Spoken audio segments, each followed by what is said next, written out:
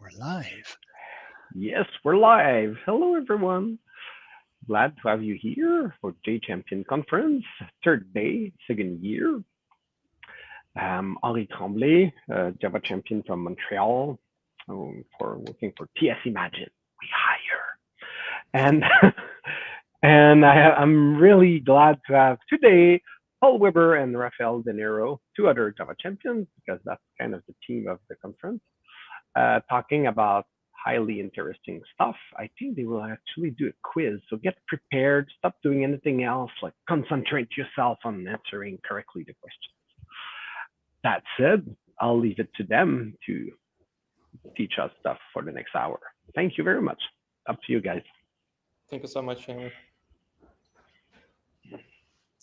Yes, thank you very much, Henry. Go ahead and do the quick introductions. Actually, we do have audio behind our slides here. So let's see, I'll push this button. There we go. Yep. Awesome. Okay. Well, why don't you give a brief introduction, Rafael? Of course. So today we're going to be talking about the Java 17 code challenges, and we are going from Java 6 to Java 17. And I'm very glad to be here. And we will also have a little story. Is that correct, Paul? Yes, a little story to go on. So this is Duke Star Trek with challenges from Java's history. So I'm Paul Weber, and I work at a company called ResMed in San Diego. And I think Henry had mentioned this, so I'll mention it too. We're hiring Java developers. So it's always good to share the wealth around the country. If you are a movie fan, and particularly a Star Trek fan, you should enjoy these slides and some of the music that goes on. We do have to be interactive here. So as we get to the challenges, there will be choices A, B, C, and D. You need to type those choices into the comment section, and we will continue on talking about that stuff and hopefully illuminating some interesting things going on. Great. Okay, so here we have the repo. So I highly recommend you to take a look at the repo while you are answering to the Java challenges, because you're going to absorb the concepts here, like mostly if you run the code and if you do your own tests. So that's highly important. It's also, I'm going to also mention here that all the code here can be run on Oracle Cloud if you want. And it's like the code format won't be so good in some of the challenges, but keep in mind this, we did that only to show the whole code to you. And no planets were harmed in making of this presentation. So that's so important to mention. Right. Thank you, Rafael. And as an overview, this is our mission summary today. As we take a look at these challenges, we mentioned we're starting with JDK 6 and moving all the way up to 17. Contact information on Twitter for both Rafael and myself. I run the San Diego Java Users Group, so the first Twitter handle there is all things Java. If you want to get into space technology, Captain Weber is where I'm at. Let's see. I guess, are we ready to warp out and see where we're heading to? It's a long time ago in a galaxy not so far away. We had the JDK solar system, and you can see we have a nice yellow sun with 5 planets orbiting. But that sun succumbed to the forces of business, and a red giant was formed, Oracle taking over. The innermost planets were obliterated. Moving on now, we can see that we have some hyperbolic planet orbits as well as some stable planets. Let's go and take a look at some of these.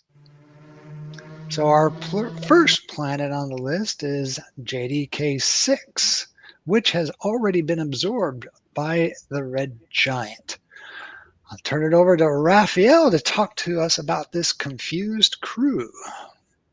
Awesome. Thanks so much, Paul. So this is the challenge regarding the DQ and the implementation of linked list. You can notice that we are using a couple of methods like add first, push, and add last. And then we are showing this information on the bottom of the main method. So you can analyze this code, and we're going to give you some time to think about the output, okay? In this meantime, we can show the alternatives.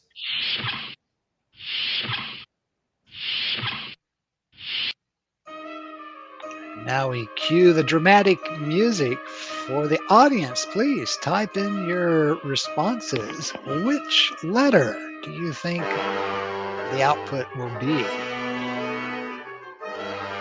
And as we wait, we say hi from Mexico, welcome from around the world, and also Cartagena, Spain. Are we ready, Rafael, for the answers? Okay, so let's see the answer then. All right. Duke's flying around. See, we do have an audience saying D, and look at that. Oh, nice. Congratulations, Luis. Hello, Pablo. Hello, Hipólito. Hello, Cyric. Hello, everyone. Thanks for being here.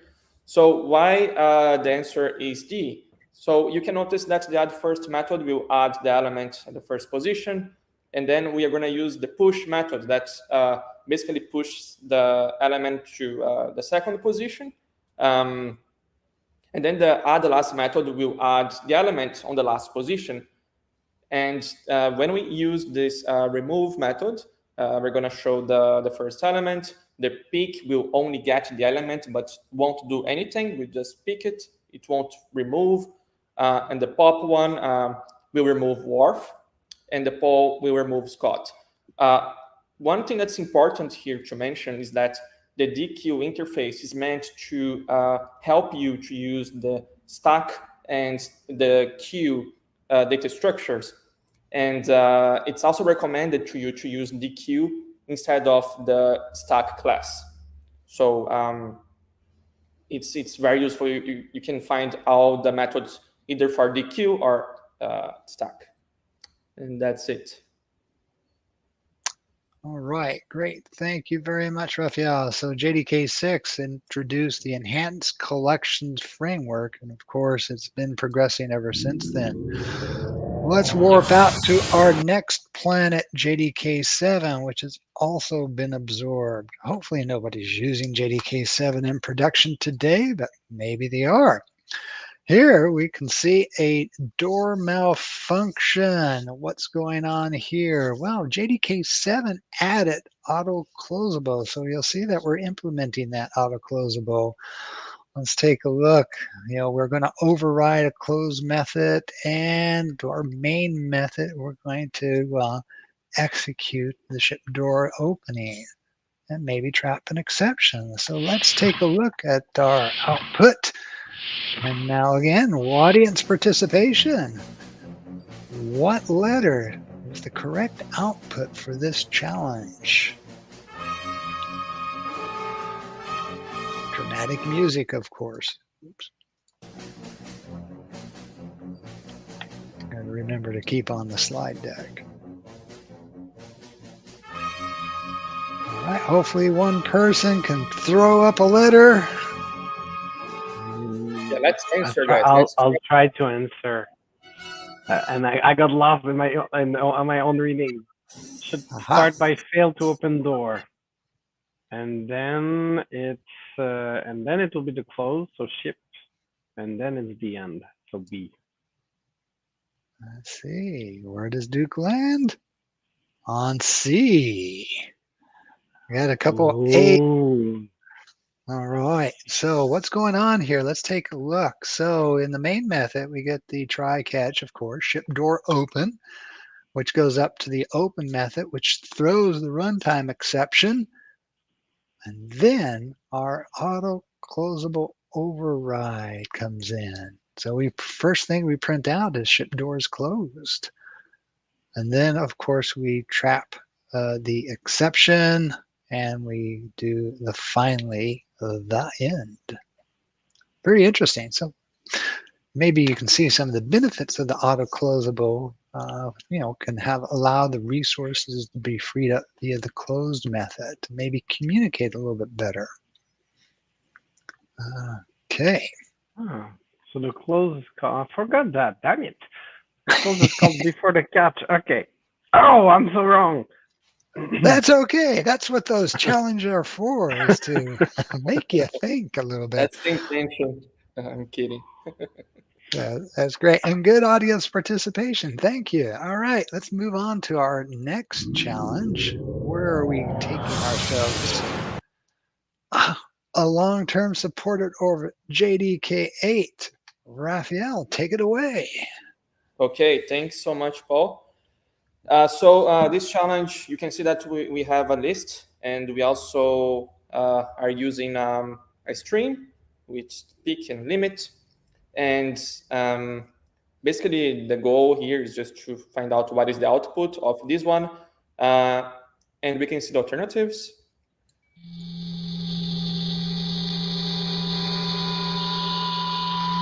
It's a very slow transporter.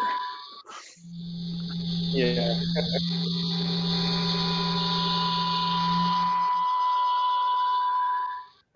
And now the dramatic music yet again. Try it out. Yeah. I don't know, is Henry going to pop back in here with his answer, or did we I'm scare him shy. away? Add the first one. This one, do I know?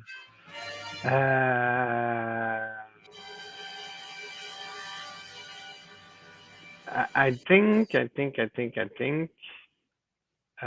we have the for each after this. Okay. I actually don't know because I.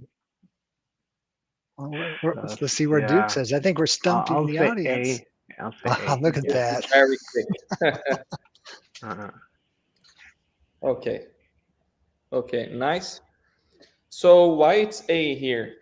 So you can notice that we are using the peak method and the limit method, and those are intermediate operation methods, which means that if I don't have any terminal operation method, nothing will happen.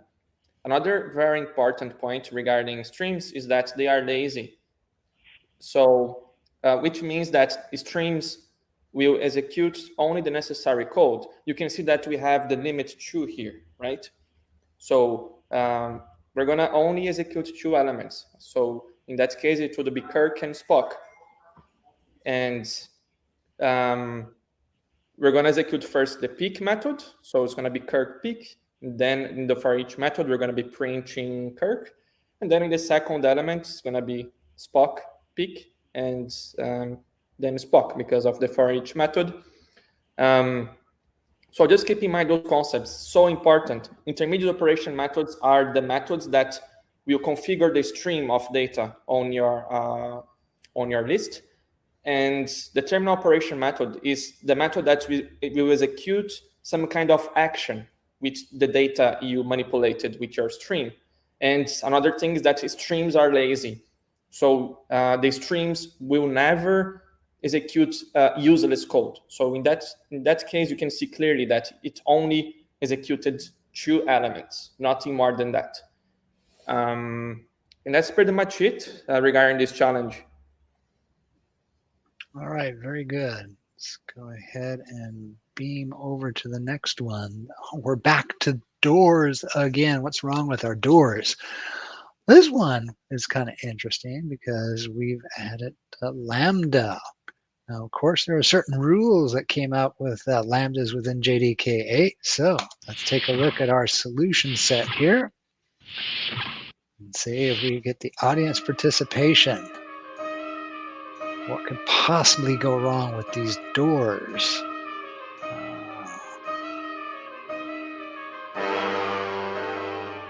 So let's see if we get any audience answers yet. Looks like a C and an A maybe. Where does Duke fly around?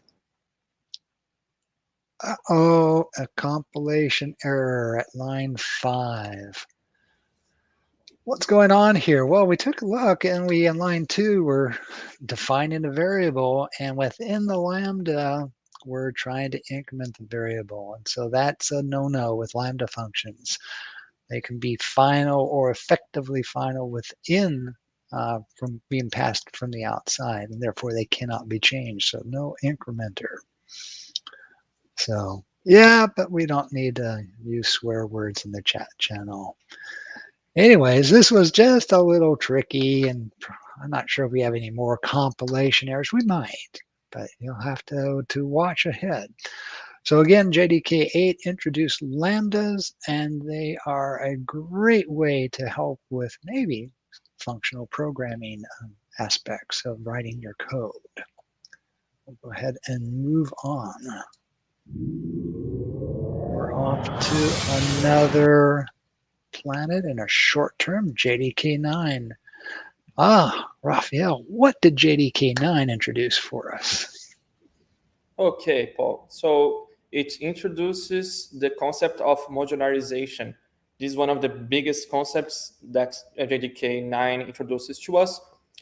And on this challenge, basically, I'm going to ask the audience to take a look at the left. You can see that we have two modules. We have the module Riza and the module Vulkan. And notice that one module is using each other here, right? So try to memorize the structure from Riza and Vulkan, because we're going to need that structure for the next slide.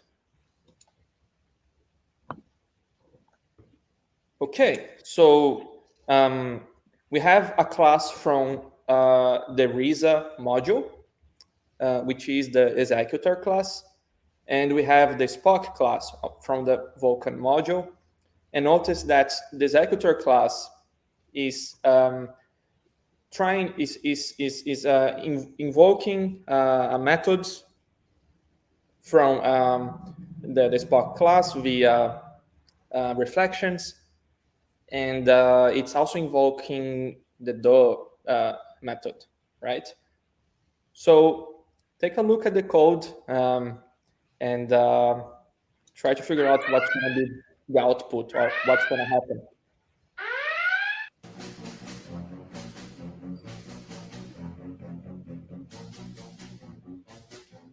Right. I think Henry is helping us answer some of those questions in the chat channel, which is great. This Thanks is so a little much. bit more. Yeah, I'm doing some also user management because some are not that useful, which is why I haven't read the question.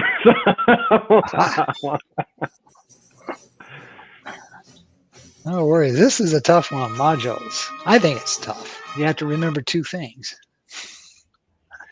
Okay. Do we want to give people a little bit longer or just go for the answer? Oh, we do have an answer. D is coming up. Yeah. George answered G. Brian Yeah, we got to answered C. Look at that. Thanks, Brian. Okay, so okay, Lucas also answered C. Maximilian answered G. Okay, so let's see why it's C here. So the problem here is that we are breaking encapsulation.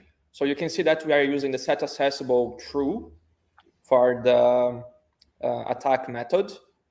But the problem is that on the other module, we are not allowing that to happen. You can see that the do method works okay. So, hey, this is from The Simpsons, it will be printed, but the attack method won't be invoked, right? So let's go to the next slide so that I can make it more clear. So in the module Vulkan, there is no opens clause here. So if we had this opens clause, opens com.defiance to Riza, then we would be able to break encapsulation. Then we would be able to break the encapsulation of a private method, and we would be able to invoke the attack method with no problems. Another important concept to keep in mind here about modules is that you don't need to use the whole Java ecosystem. You can easily create a lightweight application a lightweight Java application, which also helps you to create a mobile application, for example. So these would help you with your Java coding, and that's pretty much it regarding modules. The last thing is that it also helps all encapsulation. So with modules, you have real encapsulation. You just seeing that we can't just break encapsulation with reflections. Okay, let's see what's next. Where are we off to? JDK 10. Wait. JDK 10 is not with us anymore. We got to move on. Moving on to, of course, JDK 11, which is a long-term supported JDK. So take a look at this. We've got a var turnabout intruder. Var, wow, var, variable type inference. So if you take a close look at line 3, we're just playing a play on words and var, new var. That's kind of cool. I mean, it's going with that Star Wars Jar Jar kind of thing, but that's a different topic. But reading through the code, just take a look. Lines 10 through 13 are our system outs. And of course, we had to throw in an operation at line 8. So take a close look as you determine what's going to happen here. Open our doors. Hopefully the doors are fixed now, right?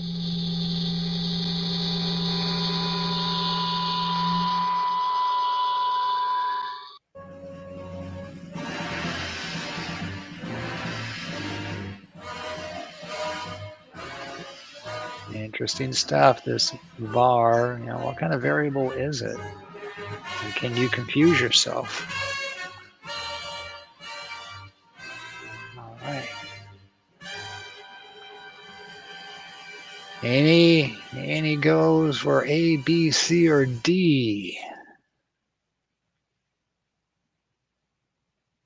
All right, we'll go ahead and let Duke decide. It's long to read. Oh, Duke's fasting. There he is. It's B. Okay, why? What's going on with B? Well, let's just take a look at it.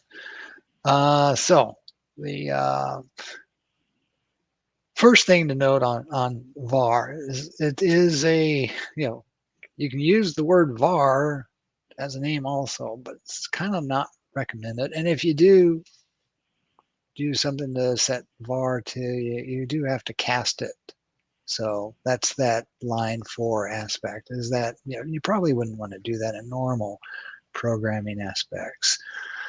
Let's see. Then we take a look at our reliant var modifier within a lambda. So this was introduced in JDK 10 and then made specific to 11, so that you can put in the keywords like final or not null as you pass in the var type to lambdas. And then we threw in the little computation thing of, well, got to understand what your method signature is, so that line 8 there, numbers remove, integer value of 1. There's a array list object and a collections list, which uses a primitive. So when we look at our printouts there, we can see that var.collide Kirk and Spock. The collide method is just going to put the two together without a problem. Con Borg Darth Vader for the line 11 with the reliant mistake. Not a problem there with the joining. And then we take a look at the get class get name, and you can see that the for Dr. Lester, which was the var class, which is an interface at the bottom underneath Duke there, you just see it's the inner class designation. And then what is left when we print out the numbers, because we had an array list of 3, 2, 1, And of course, when you remove 1, you'll be left with 3 and 2. It's not the index, but it's the actual object. Let's see, vars can only be used as local variables, so you can't pass them in the method signature. But it allows, here again, where Java is still a strongly typed language. But we're just trying to make it easier and not have to worry about some of the local variable aspects. Okay, moving on. Our next JDK planet, 12. Is it still there though? No. Well, what happened to 13? Does anybody know? It went away too. 14. Did anything come out of JDK 14? I think so. Rafael, what is this Starship switch? Okay, thanks, Paul. There were some questions of the audience here, but we can answer later when we have more time. Okay, so this switch case statement. So this is the new switch case statement. And as you can see, we are invoking the get to Vulkan survivors, and we are passing an enum. And there is as you can see, we are using the new switch case structure here on this get to Vulkan survivors method. So you can take a quick look at the code and try to figure out what's going to be the output or what's going to happen on this Java challenge. And we can see the alternatives now.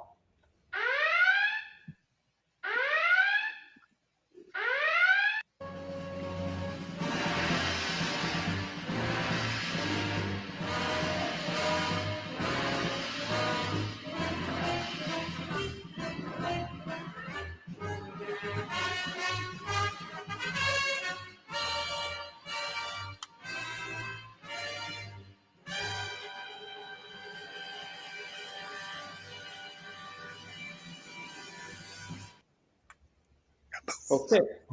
Oh, we've got one, a B. Okay, Luis answered B. All right, let's see where the Duke shines. Duke. There you are. Congratulations, Luis. You got it right.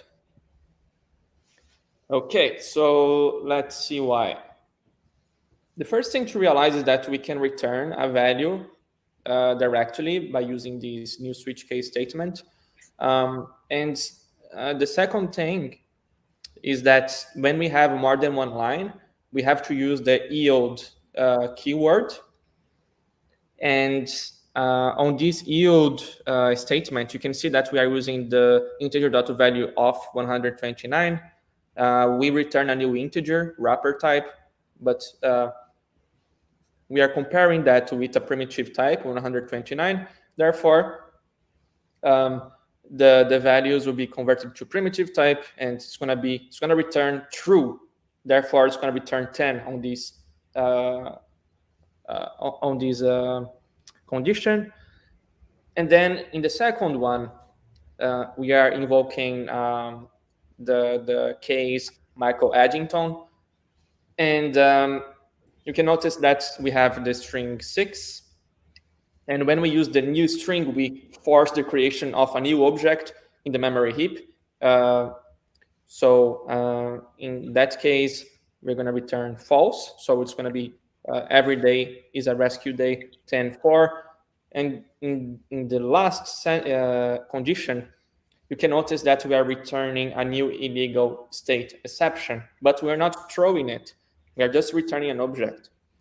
So there is no throws clause here, which means that we're going to just print it. So final answer will be every day is a rescue day, 10-4 illegal exception, no survivors. So why it's good to use this new structure is because you reduce the boilerplate code. So instead of having your case and your code and the break keywords, you don't need to do that anymore. You can just use your lambda expression, which makes your code more concise and cleaner. So it's a good idea. If you have, if you are using Java 17 on your project, which is, I know it's pretty rare, it's better to use the new switch case statement. All right, very good. Moving on. Let's see, we're heading out to JDK 15. And here, it was text blocks was actually first previewed in 13, second preview in 14, and then finalized in JDK 15. I thought I saw something in the chat about what is a JDK Java Development Kit. I believe is what that stood for back in the day. So at any rate, we're working our way towards JDK 17, but as we said, let's take a look at text blocks here. And after you've read the code, we've got JEDI without text block and JEDI with text block and a couple printout statements. Turn on the tissue computer and parse this code. It's a standard true false block, true block. Let's see what you all can come up with.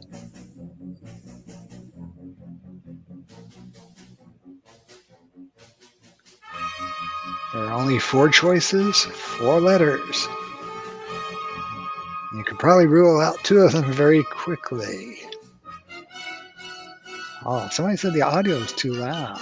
Okay, thank you. See if I can adjust that the next go around. Okay, we got some answers. Let's see where Duke flies off to. C, false and true. Okay, we got a couple of C's in the lineup there. That's great. Let's take a look at why that is. So our first one is the method precedence, line 7. Because we're using string concatenation, the method dot strip is going to go against just line 6 and not the entire concatenation block, as maybe some of you have thought. And then the format is going to replace the Master Yoda with Luke. So in our first output is going to be false. The without text block and JEDI with text block will not be equal. But now we take the JEDI without text block and format it again with Luke, and of course the replacement does work in this step, and therefore it is equal. So true. So text blocks are pretty nice. They, easy to read. They get rid of that multi-line string kind of aspect where you have to have backslash ends and multiple double quotes. So it's pretty nice. And it, of course, then treats that entire string as a, one aspect. All right. Moving on to 16. What did 16 give us? Record, Rafael. Okay, so let's see here. So this Java challenge is about records, and you can notice that we are using a generic type on this records commander, and we are also using kind of a different form of constructor. You can notice that also. And then in the main method, we are doing a couple of operations with the with this record feature, right? So you can take a look at the code, and you can think about what's going to happen and what's going to be the output. Okay, so let's see the alternatives.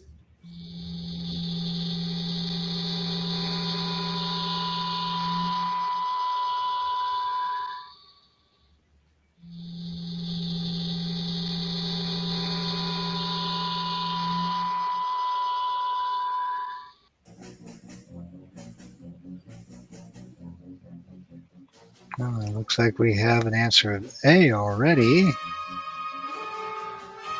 Nice.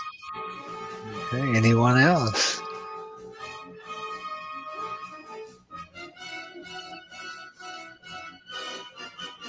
Oh, Henry came back in. Henry may know this one, right? I thought I would. Oh, yeah, of course. Okay, sorry. I was misreading. Will be C.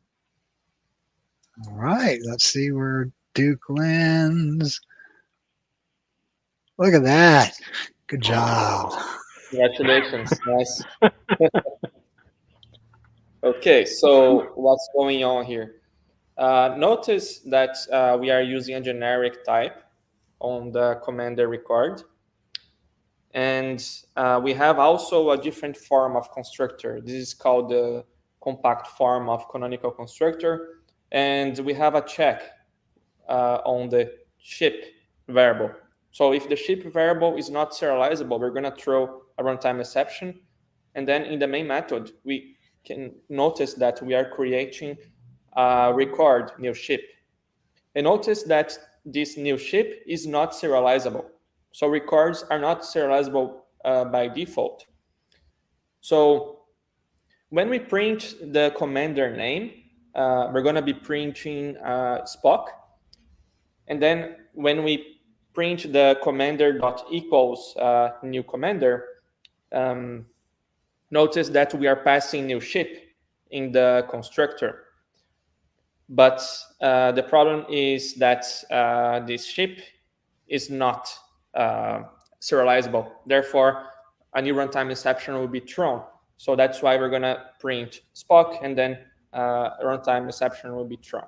So important points about records are that records will reduce the boilerplate code, which means that I don't need to, for example, implement the constructor with all parameters. You don't need to also implement the getters methods or even the hash code and equals methods. So it reduces a lot the boilerplate code and also helps you to create immutable objects, which diminishes the chances for you to get a bug, for example. You have more control in your code. Okay, thanks, Rafael. It's moving on. Another JDK 16 final edition instance of pattern matching. Kind of a mouthful there, but let's take a look here. I think most Java developers may use instance of method within their or determination within their coding as a check. And that's basically what the static void shoot method line 8 is talking about. And we're just going to call it from the void main method. We did put a subtlety in there. I'll just warn you right now, there is an I test, and you have to take a look at it very carefully as we go through, try to solve what this if block is going to do with our instance of.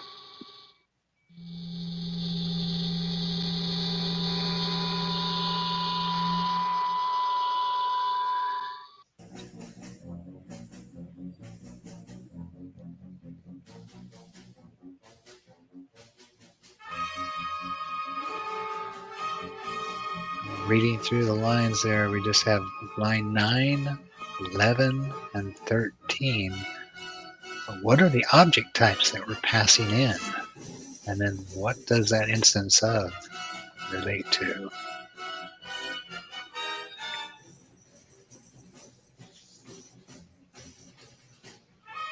Okay, do we have any takers? A, B, C, or D?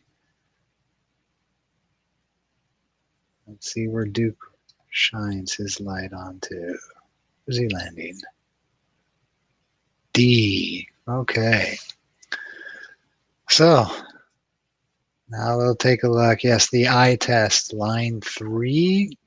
That is a 1L. And of course, in line 12, it's a 1, 1. So definitely that's a tough one. And yeah, so. And TilyJ tells you should not use that terrible L. It should always be capital. Because, yeah, even I missed it like on a blurry slide like that. That's why Yes. I wasn't having any answer making sense. Okay. Yeah. No, that's a big one. That's just like you said, is use the big L. Don't try to then hit that little L guy. But it happens and it works, and then you get confused later in life. Shoot, true. Well, autoboxing happens, so it's Boolean kind of an object, and therefore it's a comparable. Oh, the first one is a string object, which is also a comparable, and it's not a string buffer. Now we do shoot a new string buffer in there, but of course we do the toString on it, which gives you the string, which is a comparable. So you can see we're getting down to the false, false, false, because we're just sending in comparable objects, and of course none of them are equal to the type 1 phaser with 11 in front of it. And the final one is a runtime exception, and that actually is serializable, and therefore we can print it out object to string. So what does this allow you to do? It's just a little bit better structure, more concise code for your instance of. I mean, if you do use a bit of those, I think sometimes the equals or the hash kind of methods may use them. But yeah, it's just introduced there and it's available. All right, moving on. Let's see if we're coming up. Yes, our final JDK long-term supported order for today, 17. Okay, all right, awesome. Sealed classes. Thank you, Paul. So this is, like Paul said, a long-term support version, which means that the Java vendors will provide support for a longer time. So if you can use Java 17 on your project, do it. Okay, so this is the challenge about sealed classes. Notice that we have a sealed interface captain, and it's permitting a couple of classes and interfaces to implement or extend this interface. And we have a static non-sealed class. We have a static class Janeway.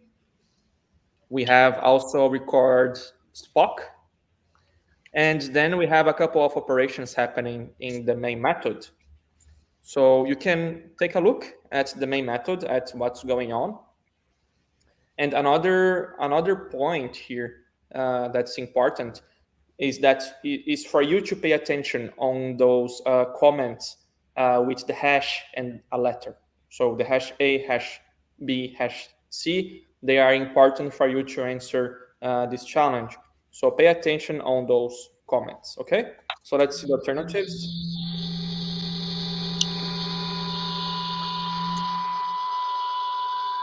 Awesome. Luis is migrating from Java 8 to Java 17. That's very good.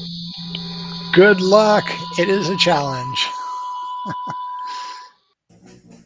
Just like this is a challenge, right? This is a challenge, yeah.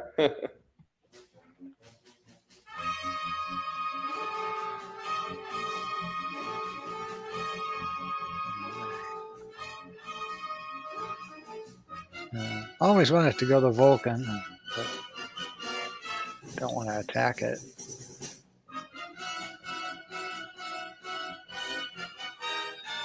Anybody have an answer before Duke flies over?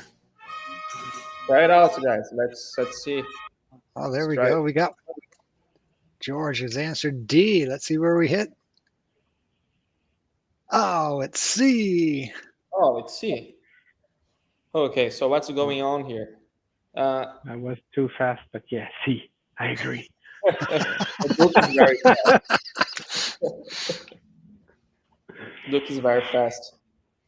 Okay, so you can notice that Janeway is not defined correctly. So if you look on the bottom, the static class Janeway is not final and it does not implement captain. It should be implementing captain and should be final, otherwise it won't compile.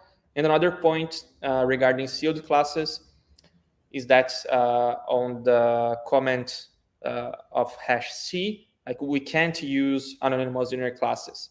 So that wouldn't compile as well. So why should we use sealed classes? Sealed classes are useful for your code design. Let's suppose you create a sealed interface or a sealed class that the name would be vehicle. And you want this vehicle class to be extended only by car and truck, for example. So you can make it very clear on your class definition that, okay, I want this vehicle class to be extended only by car or trucks. So this gives you more control in your code. Therefore, you can prevent bugs more easily, because if you know what your class can do, or if you prevent classes that you don't want to extend this vehicle class, then it means that you restrict your code. Therefore, you gain control in your code. All right. Yep, I think it's all about that control. You don't want anyone else to subclass your class or implement. Moving on. Wow, was that the last one? Really? Look at that. It We're was 20. fast. That was great. All right, so we kind of the wrap up here. You can kind of see we went through all the JDKs that were of interest, of course, and finally ending on 17. There were some questions that flew by about one of the challenges. If anybody remembers, though, we can hop back to that slide or take on a new question.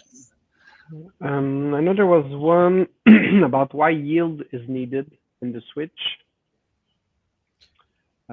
Yeah, so the yield will basically return the value. So it's basically that. It just says, okay, I'm going to return the value. Yeah, because there's no kind of ad hoc return as soon as we put curly brace. What else? No. There was one other, but what is the value of the final in the lambda parameter? And that's I think that's the. That was in the var one, right? I think so. Yeah, it's in the var one, yeah. Okay, there we go. I think I got the var one up. Okay, so. What is the value of the final? But final has no value, so I'm not sure if he's talking about the variable itself. The value per lead. Why would you put final there? That's a better question. Why would it be useful actually? Good question, because you don't want it to change. That's usually what final means. Maybe in this case it was just an example of the code. I think I've seen not null be put in there before, at not null, and that allows for good stuff. But yeah, I mean, it's going to come down to your choices of keywords and annotations that you want to put in there. I would never put it personally. I don't. If it's required, it means that you want to tell people that you're not reassigning the value inside the lambda, but that means your lambda is already too complicated to be a lambda, so do something else. So that there's a lot of bad layers there. That's my opinion. Yeah, I think that may be a point for us to come up with more realistic examples, but it's really hard when you think about it, is trying to find some of this stuff to promote and say, hey, this is available and this is what you can do with it. Not necessarily this is what you would do with it. Yeah, I agree. It's like you said, we can annotate as well with the var, so that could kind of be useful, but I'm not using it either. But it's true that at least people know that it's usable. So the example is fine. There's one about also more a final question. So does API designer the most interested on this feature? Am I right? And I guess they're talking about seal classes here. So it's more for API designer. Would you agree? What was the question? Okay. Go ahead. That seal classes are more to be used by API designer. Yeah, that will be yeah, interested. yeah. It's a code design feature. Like it's a feature that basically allows you to just control. Like, okay, like I want this class to be extended, or I want this class to be implemented. Yeah, that makes sense. Yeah, for API designers, that would be good. I think that was one of the spirit to restrict people doing all the kind of crazy things they like to do with your classes by saying, "Hey, that's the thing I'm expecting. Don't do anything else." Exactly. That's the idea. Yeah. You restrict the code. Yeah, that's perfect explanation. You restrict the code. Mhm. Another one is about, have you spotted any performance change after switching from 8.11 to 17? Yeah, that's a very good question. We didn't do any benchmark specifically, but I believe it's uh, it's faster. Its performance is better on Java 17. From what I've seen, it is faster. GC much better, as you said at the beginning. Uh, so it's normally faster, except in rare cases when, for example, there's really bad synchronization because they removed the what is it called? The thing that was removing synchronization when it's not needed. I'm forgetting. What's the name of that thing? Escape analysis, I think. What else do we have? What else we have? There's lots of actions I'm trying to follow. That's fine. That's fine. Why not return? That's interesting actually. About the switch again. Why not use return instead of yield? Well, because you can't use return with the new switch case statement. It has to be yield.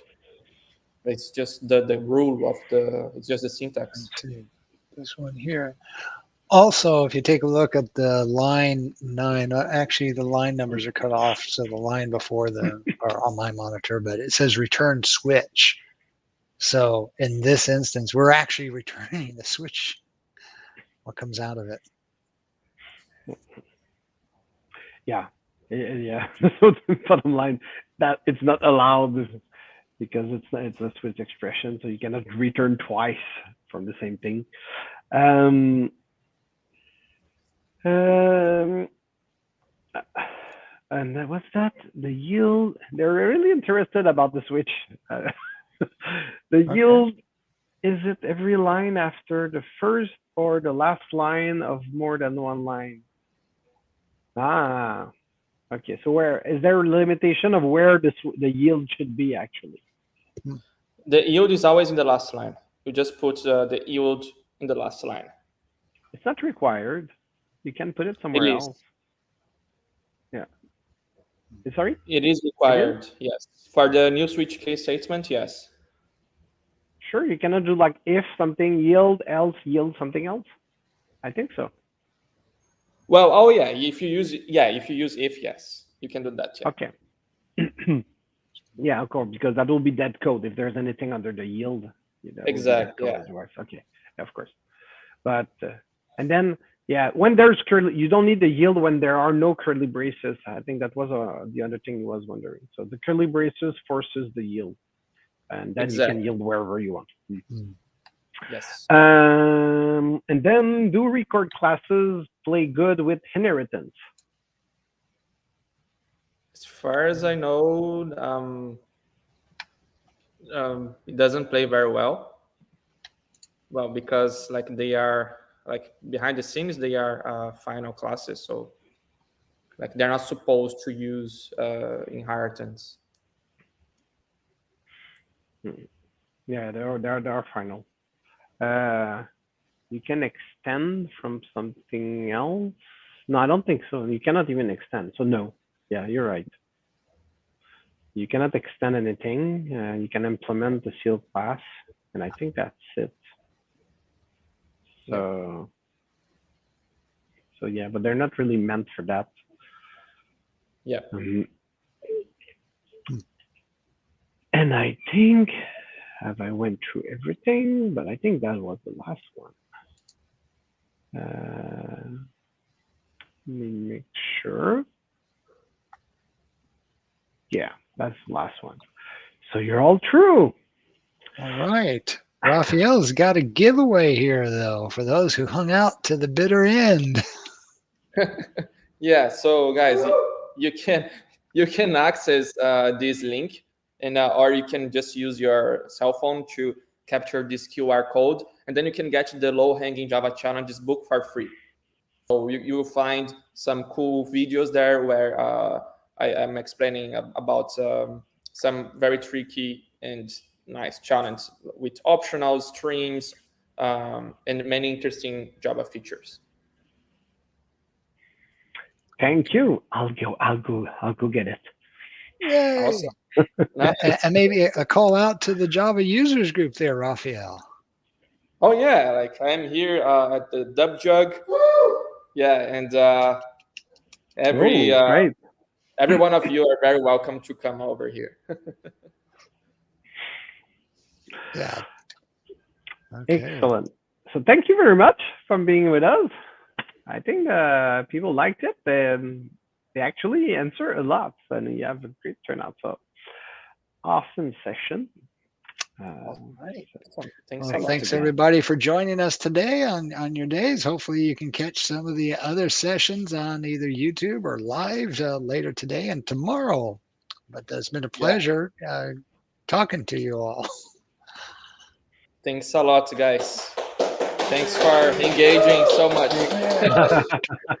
There we go. Good audience participation. Yep. Thanks a lot. All right. Thanks, Henry. Thanks, Rafael. Thanks, Paul. Thanks.